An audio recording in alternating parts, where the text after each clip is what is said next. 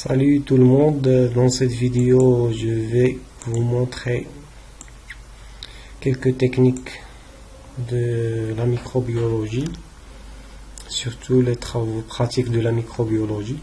Bon, dans cette vidéo je vais vous montrer la technique de dénombrement des bactéries après étalement sur des plaques de gélose nutritive ou des boîtes de milieux de culture.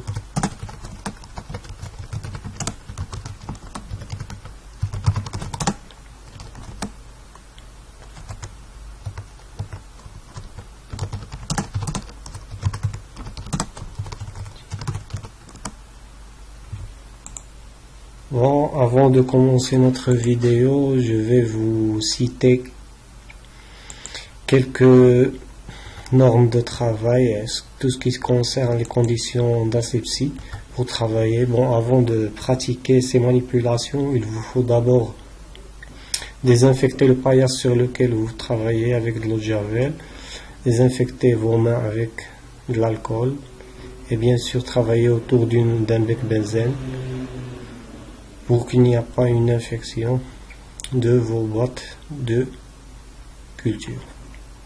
Bon, je vais commencer par vous montrer la technique de suspension dilution pour préparer des dilutions de différentes concentrations, ce qui va servir à faciliter la lecture des boîtes de pétri, parce que l'étalement de la solution mère peut vous donner des tapis sur vos boîtes de pétri, ce qui va pas permettre le dénombrement des micro-organismes.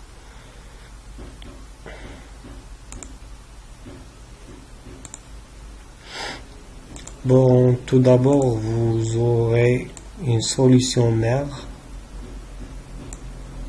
Voilà la solution mère dans un flacon. Une solution mère soit du sol ou une solution mère de bactéries. On prend l'exemple du sol qui est mélangé avec de l'eau. Bon, pour préparer vos dilutions, il vous faut des tubes que vous allez remplir avec 9 ml de l'eau distillée. On met dans notre exemple 3 tubes.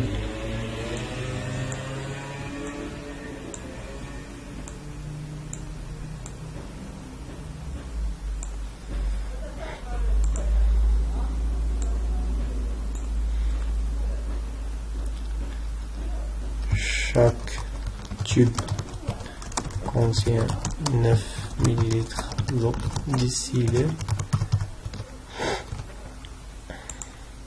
Puis, pour préparer notre dilution, on prend 1 ml de la solution mère et on l'ajoute à notre 9 ml.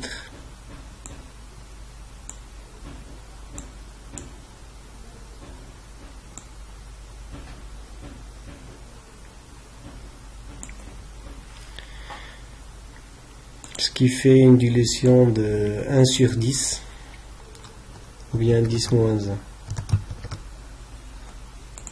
Bon, il suffit pour obtenir une deuxième dilution de 10 moins 2.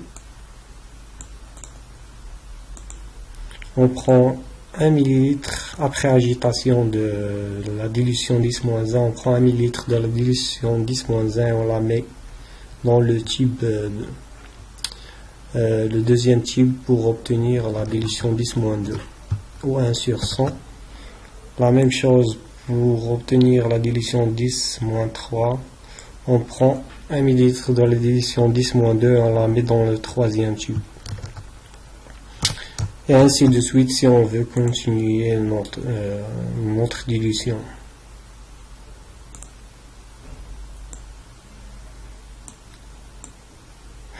La prise des volumes Vous allez les prendre avec une pipette graduée de 1 millilitre.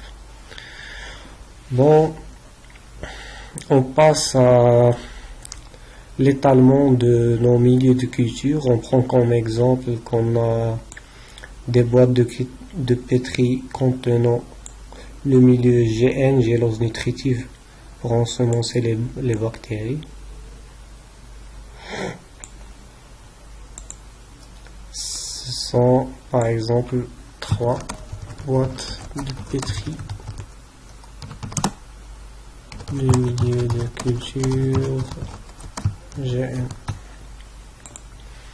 Avant, pour les étaler, on prend la dilution avec laquelle on veut travailler. Je prends qu'une seule. Bon, par exemple, on prend le 10-2. Pour étaler chaque boîte, on prend 0,1 ml, ce qui correspond à une goutte environ. On prend 0,1 ml de la dilution, on la met au milieu de la boîte, de chaque boîte qu'on veut étaler. Et pour l'étalement, on prend l'étaloir, on pratique l'étalement des boîtes par un étaloir, tout en restant près du bec benzène. On n'ouvre pas la boîte entière pour étaler. Et l'étalement se fait normalement dans une direction, de droite à gauche et de gauche à droite, et en tournant la boîte de pétri dans un sens, dans le sens de la montre ou l'inverse. Bon, juste pour bien étaler notre boîte. Bon, après étalement de nos boîtes, on les inverse pour qu'il n'y ait pas un développement des bulles d'eau. Après étalement des boîtes de pétri, on les inverse. Puis on les met dans une étuve, ou on les incube dans une étuve. Pour notre exemple, on va les incuber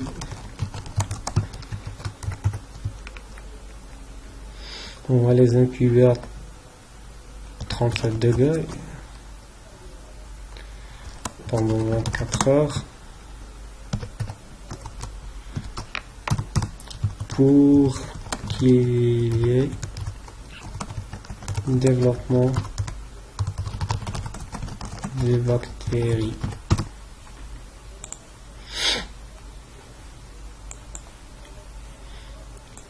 Bon, on va passer au dénombrement. Un jour passé, nos boîtes de pétri vont contenir des colonies.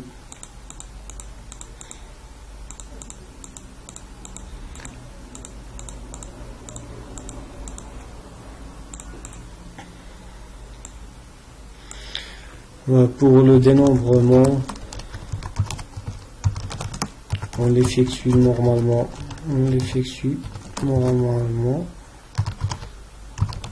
que sur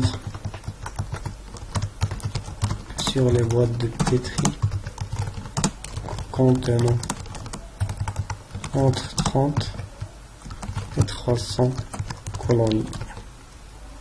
Parce qu'au-dessous de 30 c'est pas significatif, et au-dessus de 300 c'est une tapis, alors on peut pas dénombrer.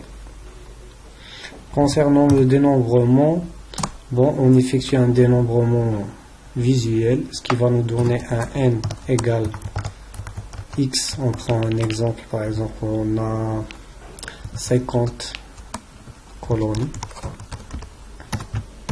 La dilution qu'on a pris c'est 10-2 et le volume d'inoculum qu'on a utilisé c'est 0,1 ml.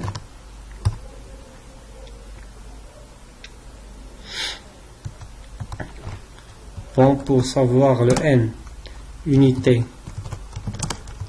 formant colonie par ml de la solution mère et pas de la dilution, on fait le N, le nombre de colonies qu'on a dénombré, fois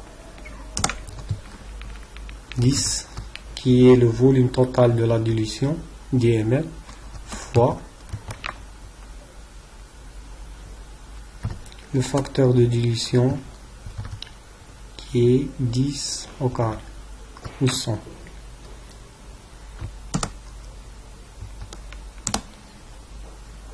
Ce qui fait que n égale à 50 fois 10 à la puissance 3.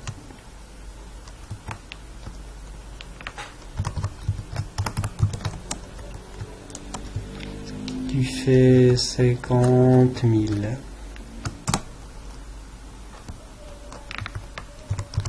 Colonies par ml.